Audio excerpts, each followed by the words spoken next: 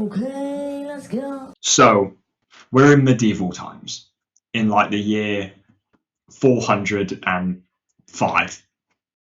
We hear a guy go on about his destiny as a little baby version of Merlin, no pointy hat, no long beard, comes out of the hedges, and he makes his way into Camelot for the first time. Camelot's lovely. Merlin's having a great time for about 6 seconds. Because then, boom, boom, an execution. We are then introduced to Uther. Boo, boo. The biggest pantomime villain of all time. And he goes, look guys, this guy's used magic. In Camelot, magic is a big no-no. You're not allowed to use magic. I used it years ago. It killed my wife, and now I've banned it. He obviously doesn't say the last part of it because he doesn't want his people to know that he's like a hypocrite, a horrible guy, and all around just bad dude. Uther Pendragon is like the biggest example that some men would actually commit a genocide rather than going to therapy. Merlin then watches this random guy get his head chopped off. And Uther then goes on to say how he's hosting a feast. He goes on about how he's rid magic from Camelot. How? How's he done this? And I mean this in the simplest of terms. Uther Pendragon is an idiot.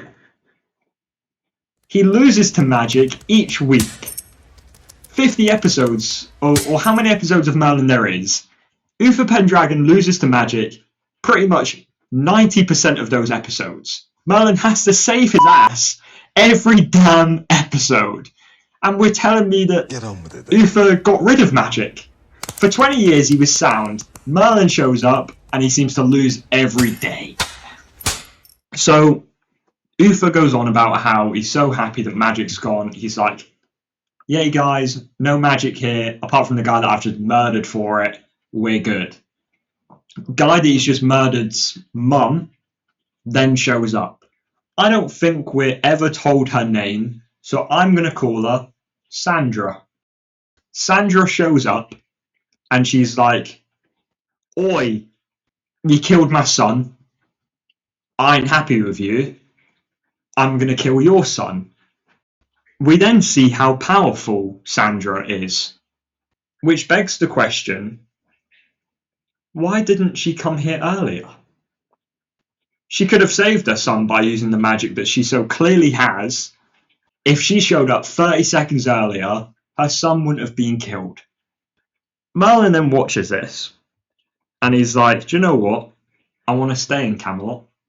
God knows why, but he's up for it. He then goes to meet Gaius. I don't remember much about the first few things that he sees when he goes to Gaius's chambers. One thing I do remember is the bunny mask. I saw that, Gaius. I don't know what he does in his spare time, but I just want everyone to be aware I saw that. I know of it. Merlin then scares Gaius to death. How does he do this? He says his name. And that's enough to send Gaius through his balcony, off the ladder, falling to his death. I don't know how quiet Gaius's chambers usually are. I don't know how alone he's usually left. But this guy is the main court physician. You would assume that this guy has a lot of visitors throughout the day. All Merlin says is his name. And it's enough to send Gaius, if Merlin didn't have magic, to his death. Merlin has been in Camelot for 6 minutes. He has just seen someone executed for magic. What does he do?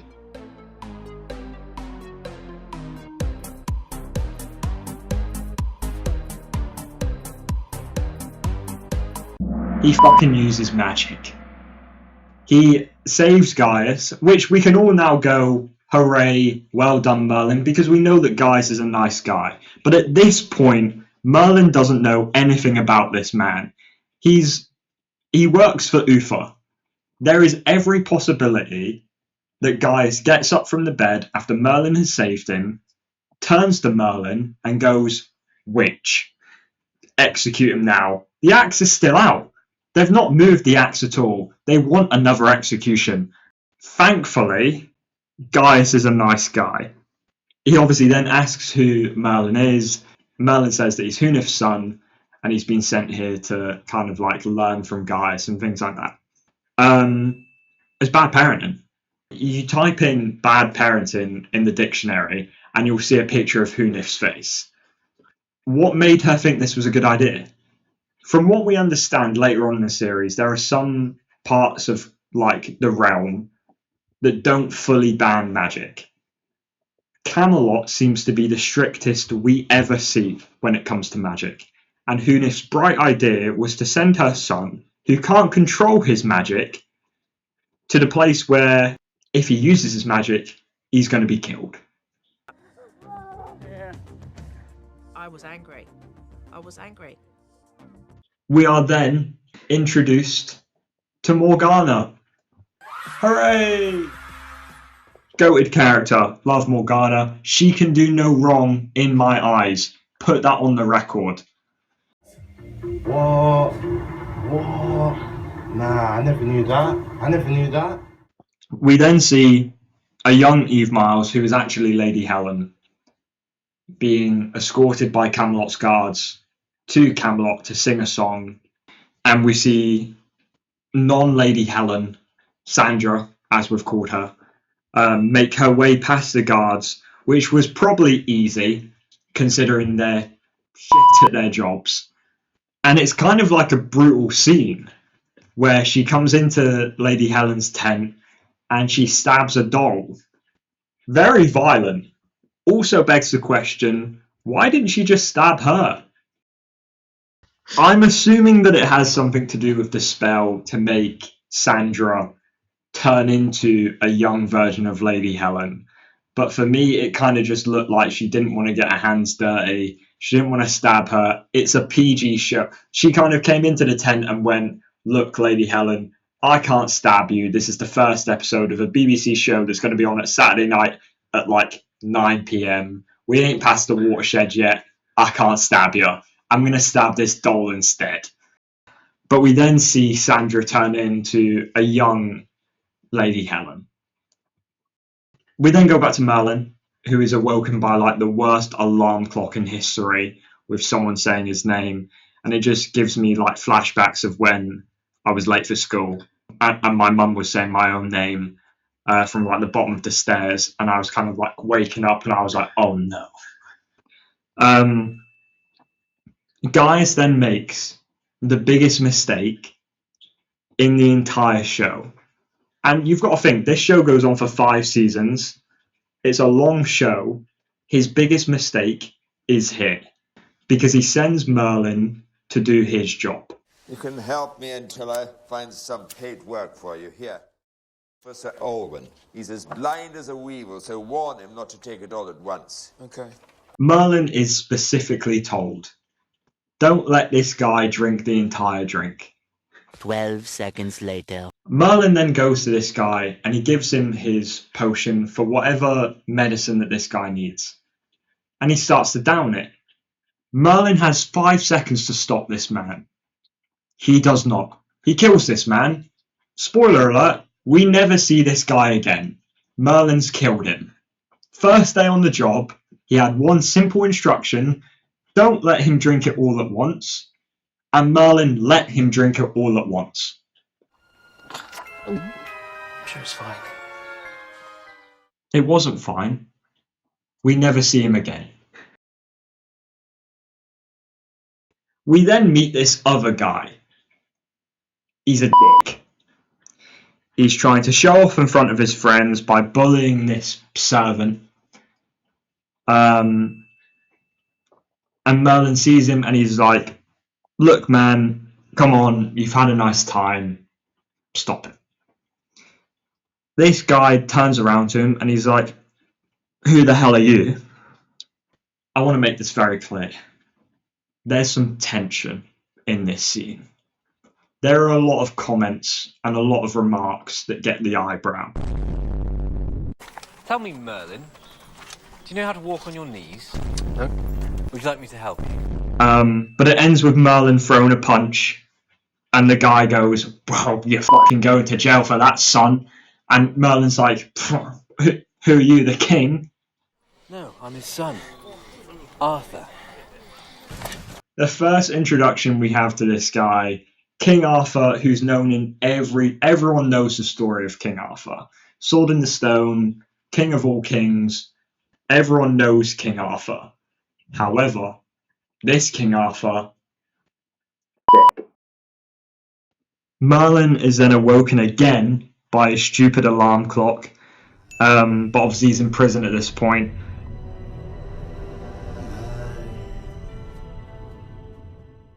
And Gaius walks in and shouts at him. You never cease to amaze me. The one thing that someone like you should do is keep your head down. And what do? You behave like an idiot. I'm sorry, you're lucky. And Merlin is put in the stocks for the first time and meets Gwen. After being in the stocks, Merlin then goes back to his chambers. Him and Gaius then have another conversation about the Great Purge. And Gaius then explains that Uther banned magic 20 years ago. And when Merlin asks why, Gaius is like, "Look, man, people used magic for the wrong reasons. It was terrible. What he doesn't mention is that person is Uther. He's the one that has used magic in the worst possible way." He then mentions that Uther killed all the dragons as well, but he keeps one in the dungeons, in the caves, as like a reminder. But yeah, there's a dragon in the cave, and someone's been calling Merlin's name. You connect those dots. I've connected the two dots. You didn't connect shit, but I've connected them. Merlin is then given a second chance at being Gaius' assistant. Clearly, Gaius hasn't learned about the dead man that Merlin has caused. And he's given a remedy to Lady Helen, who's not Lady Helen, she's Sandra. But he kind of snoops around. Luckily enough, Merlin doesn't see the reflection of Lady Helen that shows Sandra. And he escapes narrowly with his life. What's the word for that? What is the word for that? It's like when the main character has 2,000 years later. plot armor. Merlin has plot armor. But then Merlin meets Arthur for the second time. We say a few more eyebrow raising comments. How's your knee walking coming along? And they begin to fight because Merlin and Arthur, there's so much tension between them. It's the only way they can get out. I think both Merlin and Arthur see each other again and they're like, "Oh my god, we can't kiss. Let's fight." That's the only alternative. That's the only thing they can do. How long have you been training to be a prat, my lord? I do think there's a funny little shot when they're in the middle of fighting and Gaius looks out his window and he sees the two fighting and he's like, "Oh, Merlin, what the fuck?" The funny thing about this scene is Merlin quite clearly then uses magic. He doesn't hide it. He's in public view. He uses magic quite clearly in this scene, and for some reason Arthur just doesn't notice. Merlin then has his little identity crisis. It's actually quite sad. He kind of goes, if I can't use magic, I might as well die. And at first it's kind of like made out to be this kind of like super dramatic statement. I get it. For someone that can't control his magic, it is kind of like who he is. It's magic's as much as part of him as like breathing. Which begs the question, why did his mum send him here? The next scene is one of my favourites, because we see Uther drop straight game on Lady Helen. Not Lady Helen, Sandra. He doesn't know that though. Spoiler alert, not the only time that Uther will get tricked by someone using magic, pretending to be someone else. But again, this guy got rid of magic. He knows it when he sees it.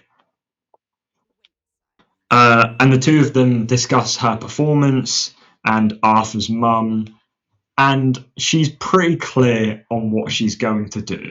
How about your son? It seems a shame not to have met him. What's Arthur? Poor child. She's going to kill Arthur. I think there's a point where she kind of just goes, it's too late for Arthur. You can give Lady Helen many criticisms. She does a lot of things wrong in this episode. What she does not do wrong is give Uther a chance to realise what she's about to do. We then cut back to Merlin, who can't snooze his alarm, so he eventually tries to find out who the hell is calling his name. There are two guards that are guarding this mystical being. Whatever it is, it's in the dungeons, it's something powerful, it's something big, it's something immense that Uther has kept hidden for years. He says at the start of the episode that he keeps the great dragon down below in the dungeons. So we assume that these two guards are guarding the great dragon, the most powerful being in Camelot. Merlin distracts them by making their die fall on the floor. And one of the guards gets up and follows it. And I know what you're thinking, but how does he get rid of the other person? There's two people there. He's distracted one. How on earth will Merlin distract the other? Don't worry. Because for some reason, this other guard also gets up to follow the as if he thinks that his mate is not smart enough to pick up. Desperately searching for the snooze button for this terrible alarm, Merlin then meets Kilgara, the great dragon. Kilgara then goes on to tell Merlin that he was given magic for a reason, that he has a destiny. The dragon then says that Arthur's the once and future king who will unite the land of Albion. And Merlin's like, sure, mate. And Kilgara goes on and he's like, look, man, it's going to be a challenge. I'm talking like a 5-season show challenge. We're doing weekly villains as well. So there's going to be loads of people that are trying to kill this guy. And Merlin's like, sound. This guy's a dick. But the great dragon then goes on to say a few more things that kind of don't make any sense in the slightest. There is no right or wrong, only what is and what isn't. And he kind of ends it with like, look, man, you're going to help this guy. We can't choose our destinies. No matter how much of a dick this guy is, you're going to help him. And Merlin then tries to get the dragon to answer a few more questions, but Kilgara's like, nah, mate, sorry, I hear the music, I've got a dip so it looks cool. Because there's seriously no other reason for Kilgara to leave. It's not like he's got like a Pilates class that he needs to attend later on in the cave. There's nowhere that this guy has to be. Merlin has more questions for the guy, but he hears the music. So he's like, no, I hear the big climactic music, I need to dip. After this, the next morning, Gaius, for some reason, gives Merlin more jobs. He's clearly still not been told about the dead man that Merlin has caused. He's told to deliver some herbs to Morgana as the poor girl suffers from nightmares. Sometimes foreshadowing is relatively obvious. Merlin then makes his way to Morgana's quarters and meets Morgana and pretends to be Gwen. He pretends to be Gwen. So in his first 2 days on the job, Merlin has committed murder,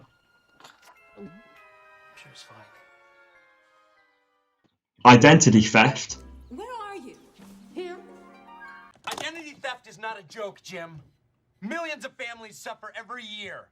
Casual snooping, which isn't as bad as the first two, but is still, you know, come on, first day on the job, you shouldn't be doing that. And then Gwen walks in and is like, and Merlin gets away with it because he's got a nice smile. He's adorable. Merlin can't be committing like a serious crime. There's no way Merlin was actually just watching Morgana change. Kind of what he was doing. But Merlin's adorable. So Gwen's like, oh, it's fine. Leave. We then see Lady Helen again. Not that it's actually Lady Helen. It's Sandra. And we see her drain the life out of this poor girl. Now, there's a lot of things I want to say about this scene. Mainly, this random girl comes into Lady Helen, that's not Lady Helen, Sandra's quarters. And she kind of just makes herself at home. She's like removing things she's tidying up Lady Helen's quarters for no reason, but she accidentally removes a cloth from a mirror showing the real Sandra. And Sandra drains the life out of this poor girl. Do we ever see this again? Do we see Morgana do this? No, we don't. Do we see more ghosts do this? No, we don't. Do we see Nimue do this? No, we don't. Sandra is the most powerful sorceress we see in this entire show. Who is this woman? And why is she so powerful? We then see the feast. After all these days in Camelot, we see the feast. And we see everyone, including her own brother, eyeing Morgana as she enters the feast. God have mercy.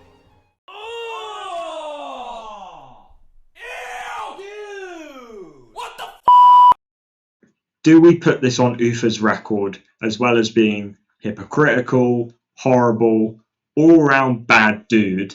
Do we then add weirdo to the list? He kind of had to know at this point. I don't know if the writers knew, but Ufa, the character, knew that Morgana was his daughter and Arthur is his son. And I don't know if he's avoiding the eye contact that these two have, but there are some serious eyes going on from the pair of them. And we then see a scene when Gwen and Merlin talk about the possibility that Morgana will become queen one day. It's an expectation that Morgana will become queen. And you have to think at this point, Ufa knows that that's an expectation, and he just doesn't care. He doesn't care in the slightest that his son and daughter are going to marry. I don't want to talk about this anymore. I'm moving on. We then see a cute little scene with Gwen trying to flirt with Merlin and getting flustered, reminding us of the season 1 cycle of Gwen being in love with Merlin, Merlin being in love with Morgana, Morgana being in love with Arthur, and Arthur being in love with himself. Uther then comes in and says, "We have enjoyed 20 years of peace and prosperity. Apart from that random guy I murdered yesterday and his psycho mum that threatened me and Arthur." Does Arthur know about this? Because there's no indication that Arthur actually knows that his life has been threatened in the slightest. Lady Helen, who's not Lady Helen, Sandra, is then introduced and begins to sing and slowly sings everyone to sleep. But luckily, for some reason, Lady Helen doesn't want to throw the dagger at Arthur. She wants to wait for the chorus. I counted. There are a good 30 seconds where everyone in that place, apart from Merlin, who she doesn't know about, is asleep. She could have killed Arthur straight away and escaped and got out of there. She doesn't. Lady Helen, who's not Lady Helen, she's Sandra, waits for the climax of the song to try and kill Arthur. But just in time, Merlin uses his magic again. And like in this episode, we've seen the best of Merlin's magic. We have seen him use it perfectly to a T. And that only continues. Because what crazy spell does Merlin use to stop this evil villain from killing the only heir of Camelot, the once and future king Arthur Pendragon? He drops a lampshade on her head. I think it's funny because people then begin to wake up and they must look at what's happened and go, my God, thank God we've not kept maintenance up on this place. That lampshade falling has genuinely just saved all our lives. But then Lady Helen, who's not Lady Helen, she's Sandra, for some reason, after having a lampshade fallen on her head, turns back into the old version of her. I don't know why. This is never explained. After watching it, doesn't make any sense. And she kind of gets up, and with her last breath, she throws the dagger at Arthur. What a throw. Accurate, straight for the heart, which begs the question, again, why did she not just do this earlier? This seems to be the common problem with Lady Helen, or not Lady Helen, Sandra. If she just comes in and does things 30 seconds earlier, her entire plan would work. Because I want to make this clear. Sandra's plan was flawless. It's one of the best plans we see in this entire show. She takes the place of someone else. She uses her magic perfectly. She even tells Uther what she's going to do. She's taking the mick out of him. Perfectly executed plan. Other than waiting for the chorus of the song.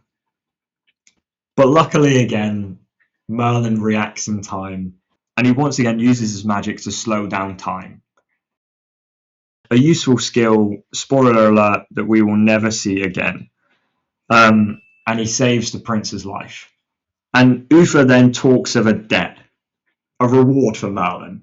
Rightfully so. Uther comes over to him and he's like, my God, mate, you've just saved my son's life. You deserve something. And Merlin's like, no, me, no, I don't deserve anything. And Uther's like, no, I tell you what, as a reward for saving my son, you get to dress him. Which, as we'll see in later episodes, See it, Merlin. Guinevere!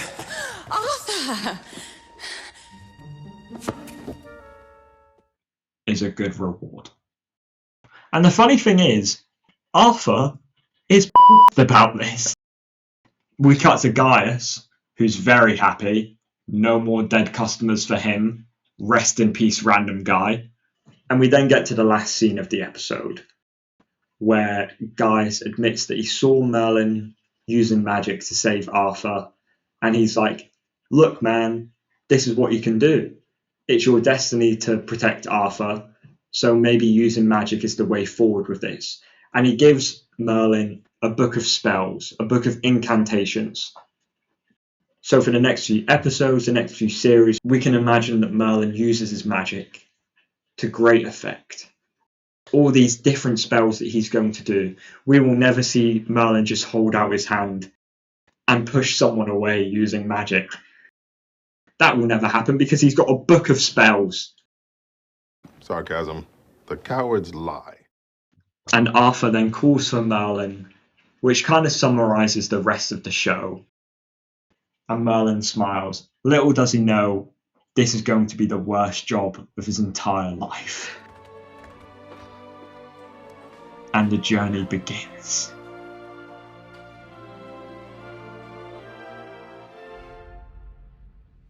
What you need after a hard day's hunt? Sleep. A nice cold tankard of mead.